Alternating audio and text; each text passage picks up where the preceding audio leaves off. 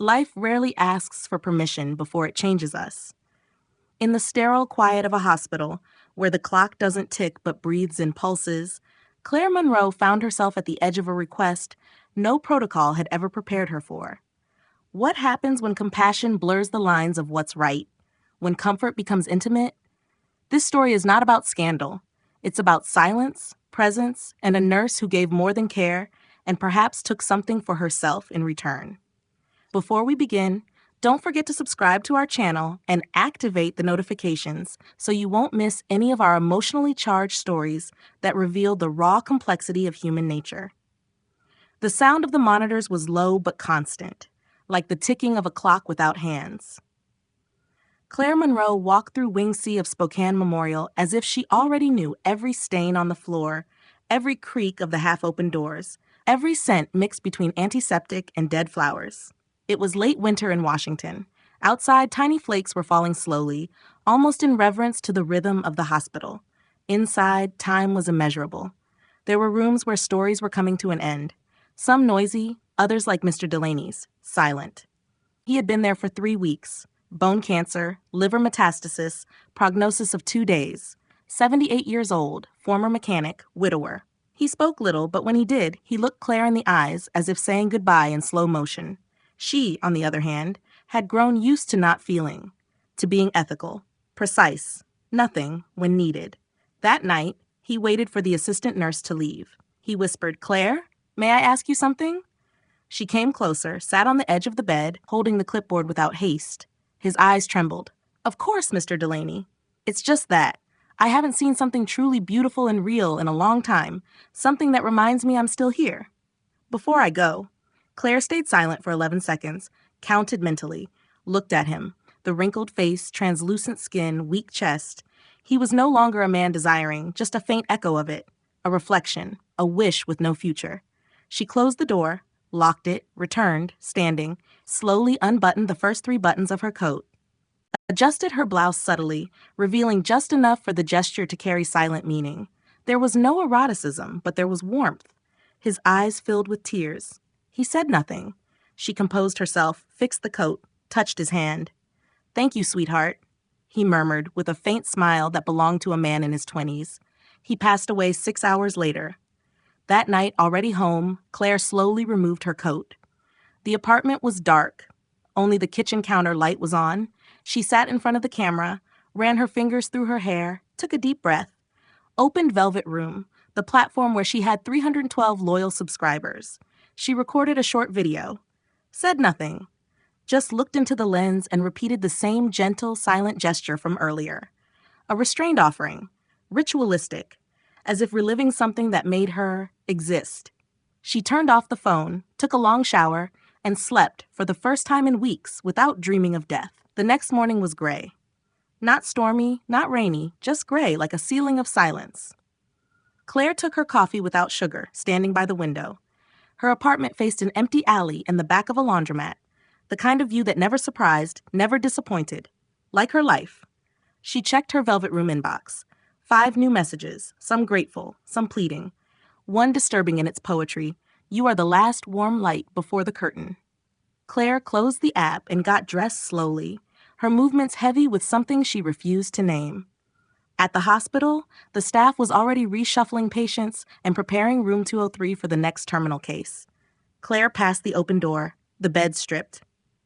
The silence inside no longer intimate, just void, a kind of forgetting. In the break room, Rachel, the new hire from Boise, sat nervously scrolling on her phone. She looked up and smiled politely.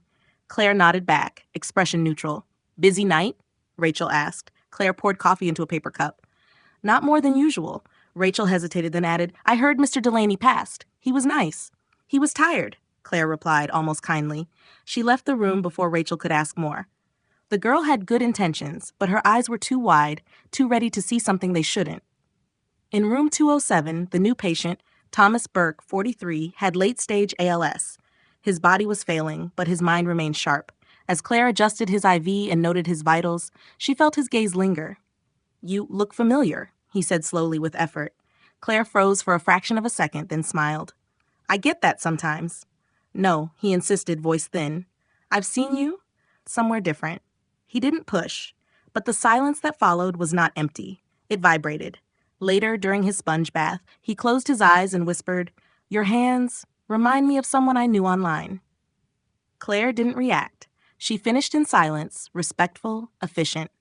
That night, Claire didn't log into Velvet Room. She didn't film. Instead, she sat on the edge of her bed, clothes untouched, staring at the dark window.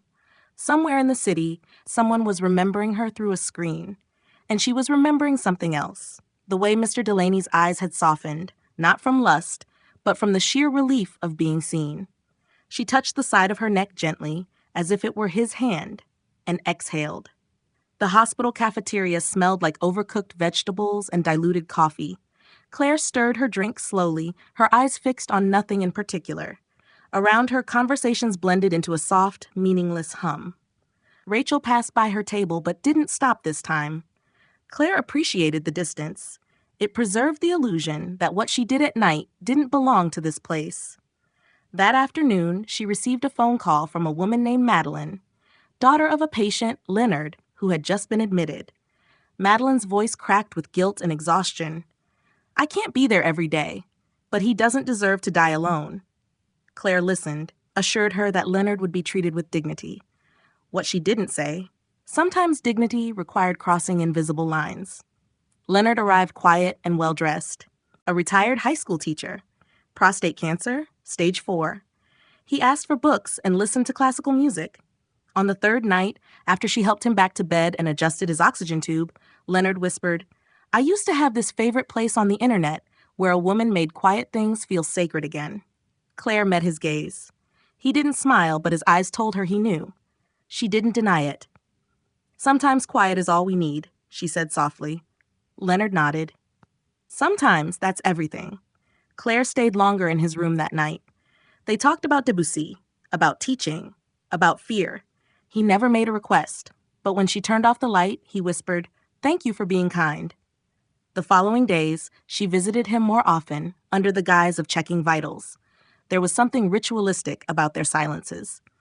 Leonard began writing short notes for her, haikus, reflections, small philosophies scribbled on the back of old crossword puzzles.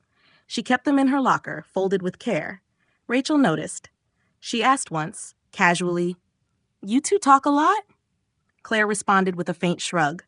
"Some patients need more than morphine." Rachel said nothing, but her brow furrowed slightly. On Leonard's last evening, Claire brought in a small Bluetooth speaker and played a selection of soft piano pieces. They didn't speak. She sat by his side until his breathing grew shallow. In his final hour, he opened his eyes and whispered, "That place. It wasn't about bodies. It was about stillness." She nodded, tears balanced in the corner of her eyes. After he passed, Claire took a long time cleaning the room. She folded the blanket, smoothed the pillow, collected his notes. In the break room, she stared at the vending machine without hunger. That night, she lit 3 candles, recorded nothing. Instead, she read Leonard's last note aloud to herself. "We do not touch the flame to burn, only to remember we are warm." She sat in silence, her reflection flickering on the dark window. The platform had reached 340 subscribers. She wondered how many would ever know what they were really watching. The shift had barely begun, and Claire already felt the weight in her legs. Not physical, psychological. The kind of exhaustion that sleep never fixes. She was charting meds in the nurse's station when Dr. Ana Velasquez entered the wing. New to the hospital but already well regarded, Ana carried herself with the quiet intensity of someone who'd seen both birth and death in close quarters. Claire respected her, feared her a little too. "Morning, Claire," Ana said, setting a stack of files down. "You've been here a while. How are you holding up?" Claire smiled, the automatic kind. One foot in front of the other. Ana nodded, watching her, too long. Later, in room 209, Claire met the eyes of Paulie, 36, former bartender, liver failure, weeks to live. He had the kind of restlessness that didn't come from pain, but from the absence of anything left to distract himself from dying. He stared at the ceiling a lot, talked little. But that day, as she adjusted his blanket, he asked, "You believe in redemption?" Claire paused. "I believe in relief," he laughed, hoarse but real. Close enough. Over the next few days, Paulie grew more talkative. Told her about his dog, the ex-wife he still loved, the baby they lost. He never directly referenced Velvet Room, but his eyes did. That slight flicker when she entered, the hunger that wasn't quite sexual, but something adjacent. On a slow evening, Claire lingered in his room longer than needed. Polly spoke of dreams and nightmares. Regrets. He asked casually, if you could give someone a moment of peace before they go, would you? Even if it wasn't what the rules say? She didn't answer right away. Just said, depends on what peace means to them. The silence between them became the answer. Meanwhile, Rachel noticed patterns. Claire's prolonged visits, the way some patients seemed lighter after her shifts. One evening, she passed Claire in the corridor and asked, do you think there's a difference between helping and indulging? Claire met her gaze. I think the difference depends on who's watching. Rachel didn't press. But she didn't stop watching either. That night, Claire didn't go straight to her apartment. She took the long route home, stopping at a jazz lounge she used to visit in another life. No one recognized her there. The sound of a soft trumpet filled the room like warm syrup. When she finally reached her apartment, she didn't film. She rearranged the small drawer where she kept patient notes and personal trinkets. A keychain Polly gave her, a napkin with a drawing from Leonard. She touched each object with a certain quiet reverence, as if gathering invisible lines. The next day, she checked Polly's chart. His vitals were stable, but his eyes lingered on her longer now. She noticed, and this time she let her fingers brush his arm slightly longer while adjusting the IV. It wasn't overt. It was never overt. When she closed the door, her smile was different, not for him, for herself. Outside, Rachel watched from across the hall, face unreadable. Something was beginning to shift, not in procedure, but in intent. Spring arrived unnoticed. The hospital windows no longer showed snow, but soft sunlight that didn't quite reach inside. Claire walked the corridor with slower steps, not from fatigue, but calculation. She had learned to listen not just with her ears, but with her presence. A glance, a hesitation, the slight lean of a shoulder. Every detail spoke more than charts ever could.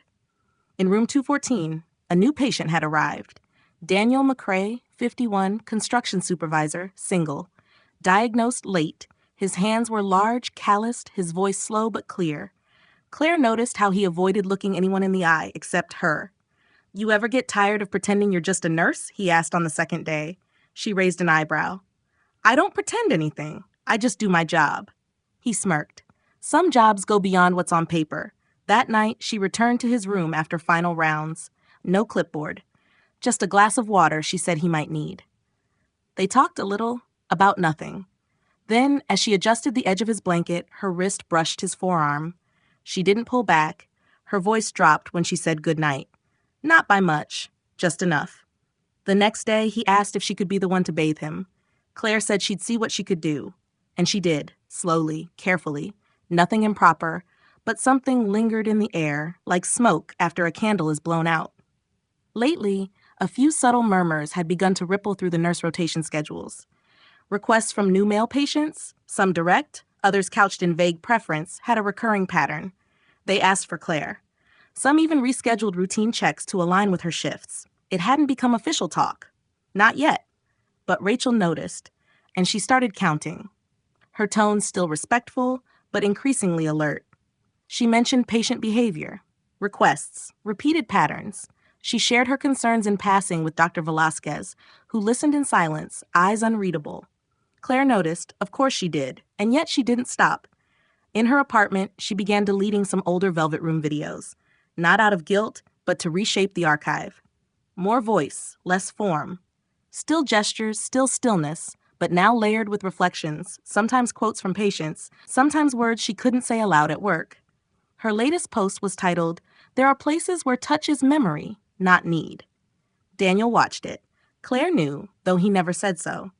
When she entered his room later, he didn't look away. And she didn't look ashamed. This wasn't about duty anymore. Not really. But it still wore the mask of care. Claire's reputation had always been quiet, efficient, professional. But in the staff lounge, the silence around her had started to carry weight. Not judgment, not yet, but curiosity cloaked in politeness. Rachel watched the board. 2 new patients, both male, had shifted their appointments to fall under Claire's rounds. One had simply said, "I'd rather wait for her." The other gave no reason, only a smile that lingered too long. Dr. Velasquez reviewed a patient report and paused. "Seems you've become popular with certain cases," she said lightly. Claire met her gaze with a smile that revealed nothing. "Some people respond better to consistency." Anna nodded but didn't smile back. Later during lunch, a younger orderly whispered something to a technician, glancing toward Claire. She didn't react, but she heard. She always heard. In room 212, a patient named Dennis, mid-40s, a former jazz musician, had been quiet until Claire entered. Then his eyes brightened. He asked if she liked music, said her voice had rhythm, asked if she'd sit a while longer. She did. He played a track from his phone, a trumpet solo, slow and unhurried. Claire listened with her head tilted, letting the silence between notes do most of the work. When she adjusted his pillow, his hand brushed hers. A small, electric moment passed. He apologized. She didn't speak, just smiled faintly and pressed the pillow flat with both hands. Back in her apartment, she didn't film that night. Instead, she wrote in a small notebook, fragments of sentences, bits of dialogue she couldn't say aloud. A line she underlined twice: "What they ask is not the question. What I allow is." Velvet Room buzzed with new comments. Some poetic, some vague, a few too personal. She posted a single image, a bedside lamp glowing in dusk, her hand resting near a glass of water. The caption read, "Being seen is sometimes more than enough. Sometimes it's not." She didn't check the numbers. She knew they were rising. And somewhere in the quiet machinery of the hospital, Rachel began drafting a formal report. Claire arrived late that morning. No one commented. But she felt it, the shift in temperature when she walked into the break room, the slight pause in conversation. Not overt, just air thick with implication. In the hallway, a nurse from ICU nodded politely and avoided eye contact. At the end of the corridor, Dr. Velasquez stood reviewing a file.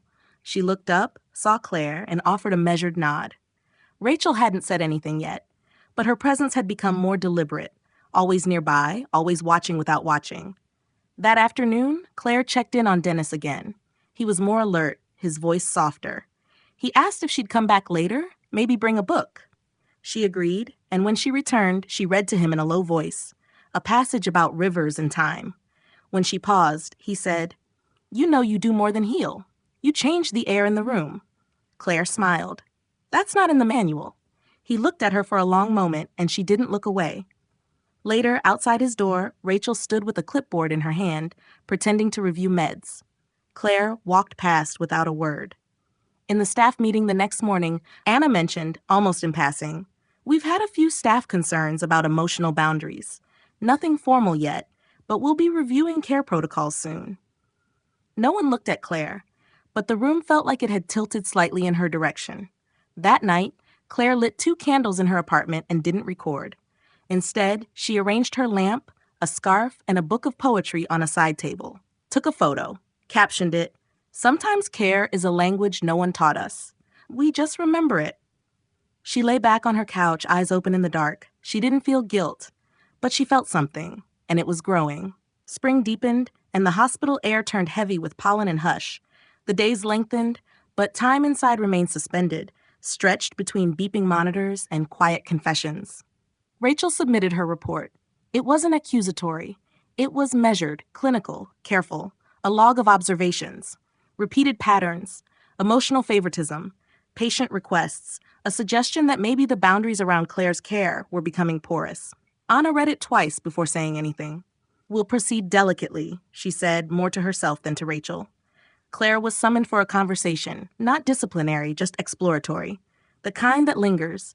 They met in Anna's office. No windows open, a faint hum from the vents. "Some concerns have been raised," Anna began.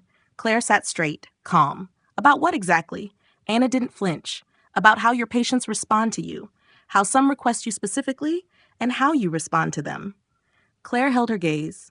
"You think I'm hurting someone?" "I think perception matters," Anna replied. Even when intentions are good, Claire's lips tightened just slightly. Sometimes what people need doesn't fit inside a protocol. Anna folded her hands. "Maybe. But the hospital has to protect both patients and staff. We may need to adjust some assignments for now." Claire nodded once, not in agreement, in acknowledgement. That evening she wasn't assigned to Dennis, and that night she didn't record. But she left her apartment, walked for hours, through streets with blooming trees and soft lamplight. Her face unreadable, her posture still. The next morning, a message awaited her on Velvet Room. You disappeared.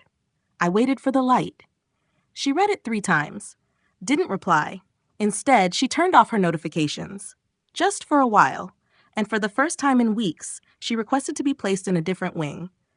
Claire's new assignment was 2 floors down. A short-term recovery unit, patients awaiting discharge, post-ops, a few repeat cases. No more terminal rooms, no last conversations. Her presence there was quieter, less noticed. The nurses here didn't watch her. They barely knew her name. She followed the routines, checked vitals, updated charts, smiled mechanically, and yet something in her posture had changed. Not defensive, restrained, like a fire under glass. One afternoon, a patient named Jordan, 47, recovering from minor cardiac surgery, asked her if she had worked upstairs. Claire nodded. He didn't ask more. But the next day, when she entered with his meds, his posture straightened. He said offhand, You don't belong here. You carry something heavier. She paused, almost smiled. Not everyone wants to carry it with me. He held her gaze for a beat too long, then looked away. She walked out slowly, feeling the echo of his words more than their meaning. Back home, she stood before her mirror and stared at her reflection, not searching for flaws, searching for familiarity. That night, for the first time in a week, she opened Velvet Room. Didn't post, just scrolled. Messages had piled up. You said you'd stay. Where did the quiet go? Your hands were the last soft thing I remember. Claire closed the app again, but not before saving a single comment. It read, Sometimes a wound needs to be touched, even if it doesn't heal. She lay in bed with the screen off, eyes open. Downstairs, someone played jazz through thin apartment walls. And Claire, finally, let herself feel tired. Claire never waited for the investigation to conclude. She sensed the unspoken shift, the way certain doors no longer stayed open, how small talk dried into nods, how questions hovered behind restrained glances. Rachel's eyes, Ana's silences. The pause in the hallway when she entered. It wasn't punishment, not yet, but it was prelude. She chose to leave before the ending was written for her. Her resignation was brief, professional, unsigned by emotion. She cleaned out her locker with the same precision she applied to everything else. No goodbyes, no explanations, only the quiet closure of drawers and the soft click of a door closing behind her. By the time anyone considered calling her back, Claire Monroe was already someone else. 3 weeks later, the Northern Pines Health Center in Montana received the application of a nurse named Marie Dalton. No red flags, steady history, kind eyes, a voice calm, practiced, and comforting. They needed help, and she arrived without fanfare. The town was smaller, the air crisper, people more trusting. Marie settled into a 1-bedroom rental above a bookstore. She brought few belongings, a kettle, some worn novels, and the same lamp from Spokane. Her Velvet Room profile was reborn under a new alias. She posted less, but with more purpose. In this new place, no one asked questions. She was simply the new nurse. And once again, the patterns began. Her work was technically flawless. Vitals, medications, notes. But what stood out again was the presence, the softness in her voice, the extra minute by the bedside, the way certain patients began requesting her specifically, even when others were available. It wasn't overt, never was, but it was familiar. She read poetry aloud at night for the camera, her voice steadier now, less yearning, more resolved. The comments resumed, You don't say much, but I hear everything. Your silence feels like shelter. One day, a man with advanced Parkinson's asked her if she believed in mercy beyond medicine. She smiled and replied, I believe in what people remember when everything else is gone. That evening, she found a folded paper tucked into the edge of his chart. You reminded me that I am still seen. That was enough. Claire sat on her porch that night with tea in hand, watching the lights of a nearby farm flicker in the wind. She wasn't running anymore, but she wasn't entirely still. And somewhere, in a hospital room dimly lit by a borrowed lamp, another man would close his eyes with her image, her gesture, as the last warmth he knew. Not for protocol, but for presence. Thank you for watching. If this story moved you, consider subscribing to the channel and sharing it with someone who still believes in the complexity of care and the quiet weight of what we leave behind.